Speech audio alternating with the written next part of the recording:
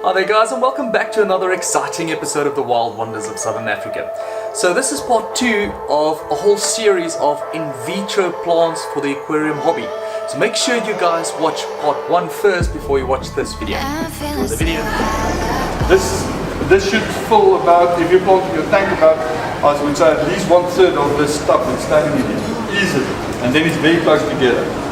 So you're going to end up with a lot of plants. So if you buy a pot and you've got surplus plants, this is the nice thing about plants in my opinion, that you can have a tank outside your house. As long as there's no direct sunlight in that tank and no direct heat of any sort, and preferably not a draft of wind, put it in there in summer. In winter obviously not, but in summer it's going to be brilliant. Those plants will thrive. Because as long as you keep it covered, and Bladderwort, it's cheap, Bladderwort over. Plants will appreciate it and they will grow, and then you've got surplus plants for the next time you need to plant it. So if this was my house, I would have put a tank about next to that pillar or something. Because there's no direct sunlight, but there's a lot of light hitting the tank and the plants will grow. So and that way you can actually have your second tank, or when your friend come and visit and they've got an aquarium here, it's a few plants for you. Okay, let's share.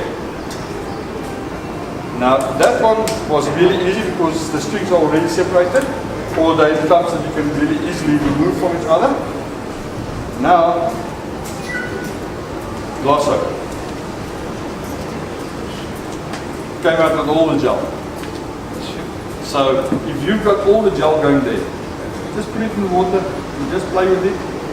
What I do, because I don't have time to play all the time, because sometimes we've got 30 or 40 pots that we need to plant or change the gel. What I do is I put it in water and I leave it to soak. It's like normal jelly that you use in your house. It will dissolve in water over time. So you just leave it. You just remove the excess, leave it overnight, and tomorrow morning the gel is gone. You can just shake it and put it in the tank. Now to split this will take ages, and I'm sure there's nobody here that wants to spend ages just splitting the plants. You want to plant the tank and see what's happening in the tank. So just by teasing it, you're going to get the plants to open up, and then you can physically say, okay, I need about that much, so I'm going to take this off here, and then I can rinse that off until I've got no gel in it. And you must check, guys, there's lots of gel in the middle. So the amount that you're going to end up, that I think that you must try to get, it's a small amount like that. And then just rinse it off thoroughly until you've got no gel. Again, on the newspaper or the kitchen towel, that got those paper towels. And like all glossos, you just grab all the leaves, put them together, plant. Everything in my fingers is going to be outside, everything below my fingers is going to be plant. So, and then this is going to be about half of the stuff after you split it up. So it's a hell of a lot of plants that you're going to get out of it. And don't stress if you think you hurt it, because what I do in my lab at the moment is I go like this.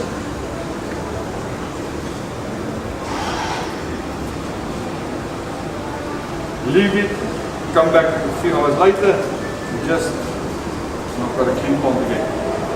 And you can see there's a few leaves that are floating here, but with the amount of plants that I've got, a few leaves is not going to make a difference at all. So remember, if you do glosso, to make sure that you don't put in a tank where there's insufficient CO2, like aeration or something, because then it's going to die out. That's very important. Although the plants come out of here, it sounds like CO2 and stuff like that is not important. In your tank it is important, guys. In here it's a natural cycle. During those 8 hours, they produce their own oxygen and again CO2 all the time. So there's that natural transfer. And 16 hours and 8 hours working here. So that's why we do it. That's the optimum. HC, everybody knows it. A lot of people hate it. I went to a guy and he planted HC in gel. And I came there and I asked him, why do you hate HC? Why is your HC so, something's wrong? Because it was a black mass. He said, no, it was perfect. He came out with the gel. I just opened the gravel, put the gel in. And it was 2 days, in this case it was 2 days later and we couldn't save it. Okay? So really, really important guys, remove the gel. And on HC, and that's why I keep HC just to show you guys. If you look at the bottom, I'm just going to rinse it off and I'm going to send it around. Tell me where's the roots. Tell me if we can see roots there. What HC does in vitro, they tend to pull the roots inside. And they've got growth all around. There's a few other plants that do it as well. So if you look in a pot and you see leaves at the bottom, expect a hell of a lot of roots in the middle. So then it's really, really important to open it up to see what's going on inside. Because if you don't open it up and the roots are in the middle, and you just plant it, then you're going to end up with, in the middle, you're going to end up with a lot of mess. And when I open that up, I would say there's an 80% chance that there's going to be a lot of gel in there as well. So you have to, you can't just say this is beautiful, oh it looks gorgeous just like this and just put plants in your tank. You have to open it up, guys. Don't take that chance, it's not worth it. Because you can contaminate the whole tank in a few days with this gel. So you don't want to go there, okay? Okay, let's open it up and see what's inside.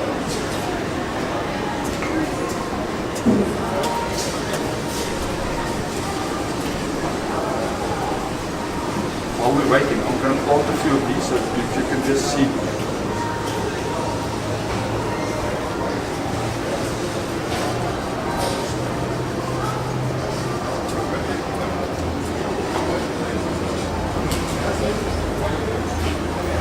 Somebody's going to, Sean says, there's a lucky draw, so somebody's going to get all these plants, so just make sure that you don't plant them too deep. Too deep or not too deep, it's very, very, very important that the plant in nature is really easy. They've got a white line on their stems. You see that white line? Make sure you plant them up to close to that white line. Not the whole white line submerged, but very close to it.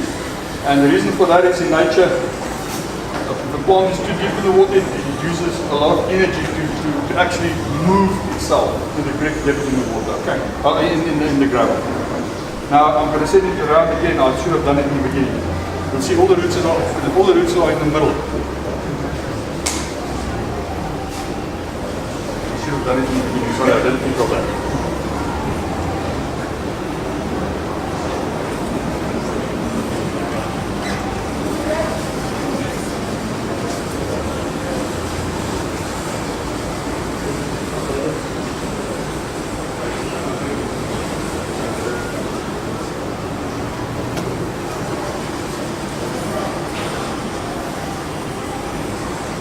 And if you look, you'll see there's a lot of gel in that whole section. So what you do is use a piece of scissors, you just hold it on its side, cut it into two.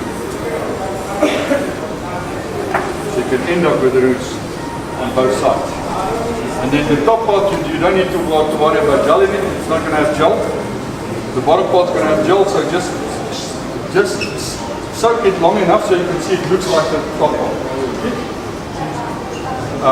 What I mean with that is, on the top part you can see it's clear, at the bottom there's no, you can't see any gel of any form, and the bottom part you can see there's still gel in there. So just go and clean it, and this one's already clean. These are quite shallow. Yeah. Remember when they're in these spots, they don't need to spend energy on rooting or anything because everything is there. So they spend energy on growth. The moment you put them in the tank, they realize, listen, whoa, now it's not a perfect environment anymore. And then they're going to spend a lot of energy going down on the roots, but because they've got all this excess energy available, they're going to grow up as well. And this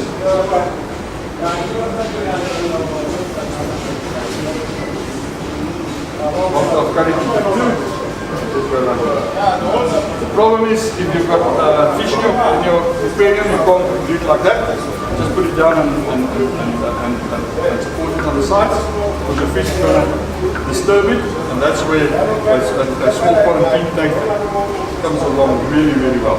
Just put it in a separate tank, give it some time to settle and have roots, and then put it in your display tank. Now this is one of my favorite plants. On the first batch, there's quite a few greens that can be. Now, I think this is the most underappreciated plant, definitely in South Africa. I don't know about the rest of the world, but in South Africa. This is one of the toughest plants. If your cryptos die, you need something seriously wrong in the tank. These guys are tough as nails. They like abuse. Abuse can only, the main problem with abuse, in my opinion, is root infection. Because it's too nutrient rich. And on Nubias, if you can kill on Nubias, you shouldn't be. You shouldn't have a plant attack. And this is on the same plant. To give you an idea how tough cryptos is, we landed a shipment of cryptos and they were at the airport for 3 days. And it was a mess. It was just a mush on top. So we couldn't sell it, we couldn't do anything with it. I opened up the wool at the bottom. There's lots of roots. And I sat there with a pair of scissors and I just cut into pieces. All the roots, and I just put it in a tank, and I told myself, put a layer of gravel, that thick, normal aquarium gravel, not any food or anything, in his retail tank. He added that much gravel over it, and a few weeks later, the cryptos started to come out, and the guys that visit the shop often will tell you there was 3 tanks where there was a carpet of cryptos at the bottom, and it was out of those roots. So we lost 10 pots. We ended up with 3 tanks full of cryptos. So there's a few that's exceptions, but I'm talking about the normal cryptos that's available. Now, you can see the size of that one. That's in my lab I can split that up into 3 plants and make it 3, but that's basically what you're going to look for is that.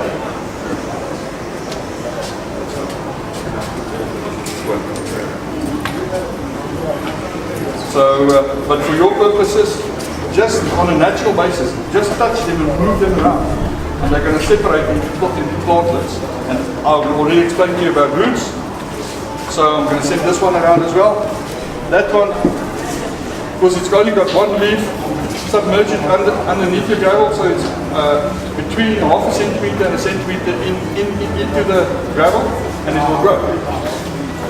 So, do you understand why I say to kill cryptos is really difficult?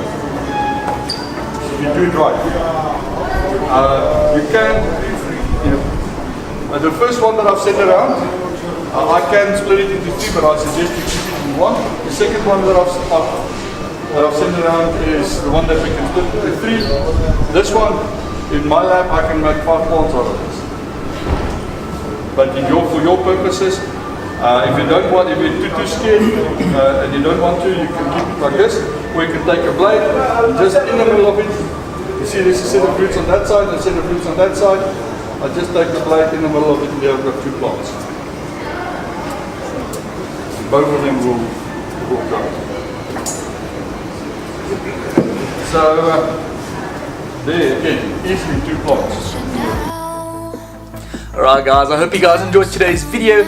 If you haven't seen it yet, there is a part 1 of this series, so be sure to click that one first. That will make more sense, and there is a part 3 coming out as well. So if you want to see part 3, remember to click on your subscribe button. That's the button on your bottom right hand corner if you're watching this from YouTube, and also to remember to click on that bell icon right over there. See this one? That one over there? That will let you know if I post new videos in the future. So click on that, guys, to get post notifications. And also, I want to give a quick shout out to Martin from Martin's Tank Talk. He's a very good friend of mine and he has some amazing content, guys.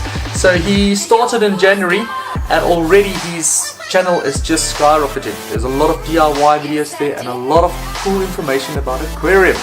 So be sure to pop on over to his channel. There's a link in the description below and tell him that I sent you guys. Now also I am on all of your other social media platforms, Twitter, Instagram and Facebook. Remember to become a wild wanderer there on Facebook, on the Facebook group. Another link in the description below to become a wild wanderer. Now guys, as always, I want to give a big shout out as well to my patrons. Thank you so much guys for basically supporting my channel and helping it out. Without you guys, I would not be able to give you guys one or more videos a week. So really, thank you so much. If you guys want to help this channel out as well, there is a link down below in the description to become a patron to this channel. And yeah, there's some merchandise as well if you guys want to get some cool shirts and caps and all sorts of goodies. At the end of this video, there will be a link to click to go to my merchandise shop, my web shop. So have a look at that. Right guys, this is all from me for now. I hope you guys have a fantastic weekend. Happy Easter to all of you. Bye for now. Bye.